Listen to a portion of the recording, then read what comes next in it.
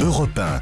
Le grand direct des médias, Jean-Marc Morandini. Le journal des médias avec Thomas Joubert. Bonjour Thomas. Bonjour, à la une ce matin, le CSA va examiner les plaintes sur les commentaires des JO sur France Télé. Mathieu, l'outsider, a remporté la finale de Nouvelle Star. Et puis une nouvelle émission de cuisine prochainement sur M6. Et on commence donc avec le CSA qui va se pencher sur les commentaires des JO sur France Télé. Oui, Christine Kelly, membre du CSA, a annoncé hier soir sur son compte Twitter qu'elle avait reçu beaucoup d'interpellations depuis plusieurs jours à propos des commentaires des Jeux Olympiques sur France Télévisions, tout comme ici sur notre télérépondeur. Le CSA va donc examiner le dossier lors d'une prochaine séance. On imagine déjà les sages en train de décrypter les blagues de Philippe Candeloro.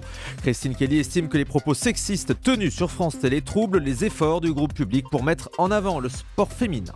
Et le gagnant de la Nouvelle Star 2014 est Mathieu. Mathieu, l'outsider, âgé de 20 ans, il a remporté la finale hier soir face à la favorite qui était Iseult. Il gagne un contrat dans une grande maison de disques pour enregistrer un album. Écoutez sa première réaction juste après l'annonce des résultats au micro européen de Romembre.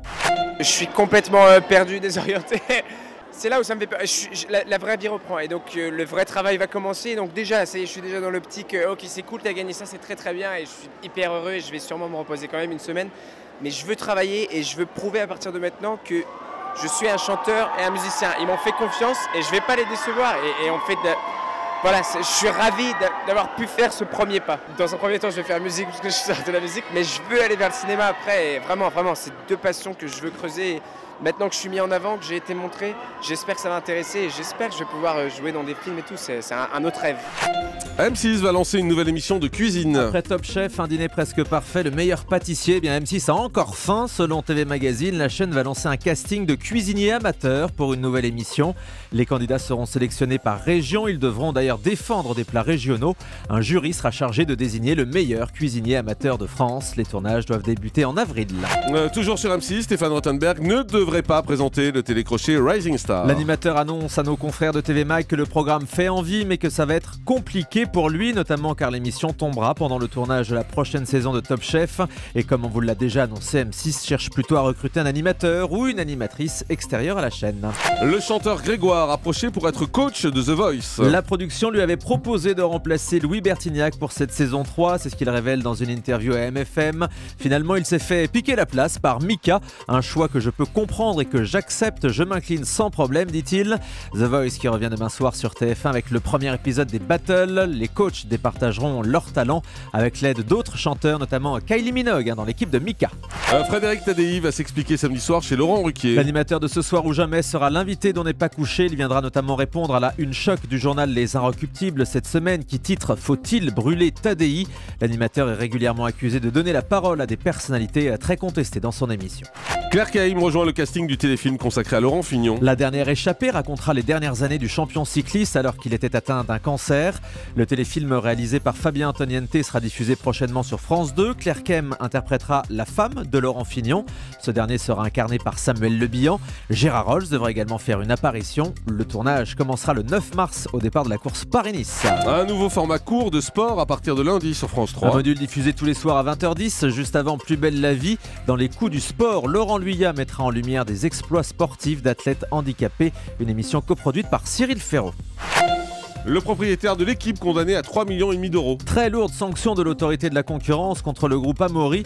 L'éditeur de l'équipe est condamné pour avoir mis en œuvre une stratégie d'éviction anticoncurrentielle contre le journal Le 10 Sport. Ce journal gratuit avait été lancé en septembre 2008. Pour le contrer, l'équipe avait décidé de lancer un autre journal gratuit strictement identique au 10 Sport. L'autorité de la concurrence a reconnu que ce choix n'était pas rationnel d'un point de vue économique.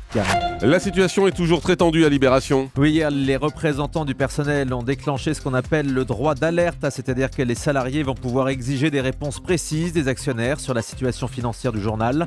Au cours d'un conseil de surveillance particulièrement agité, le co-président du directoire, Philippe Nicolas, a été débarqué cette semaine. Il est remplacé par François Moulias, l'un des actionnaires les plus contestés par la rédaction. Voilà, et puis à noter ce matin une grosse faute de frappe en une de Libération. Libération qui parle de la situation en Ukraine, qui fait son grand titre là-dessus et qui dit qu'en quelques jours, 90 personnes ont été tuées par Bell réel. Bell au lieu de balle, c'est-à-dire B-E-2-L-E-S. C'est assez hallucinant en une parce qu'on peut comprendre les fautes de faute, bien évidemment, à l'intérieur du journal, les fautes de frappe, ça peut Mais arriver. surtout, on ne regarde que la photo quand on voit Libé. Moi, j'avais même pas vu j'ai pas lu le texte ce matin. J'ai vu que cette photo qui est très impressionnante. À la et une. donc Et ben voilà. Donc D'accord. on n'a pas fait attention à la faute de frappe. Voilà. Mais ce que je comprends pas, c'est qu'au journal, personne ne relise avant d'envoyer. Ah bah, c'est clair, et surtout la une. Bah oui. Voilà. D'autres choses à dire? Non, j'ai rien à dire. Eh ben ça nous arrange.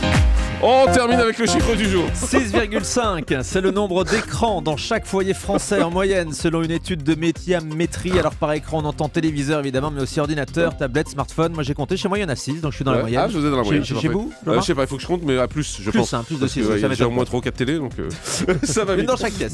Merci. Non, même dans les 4 dans la même pièce. Les quatre dans la même Merci pièce. Thomas. Ah bon. Le grand direct des médias, Jean-Marc Morandini.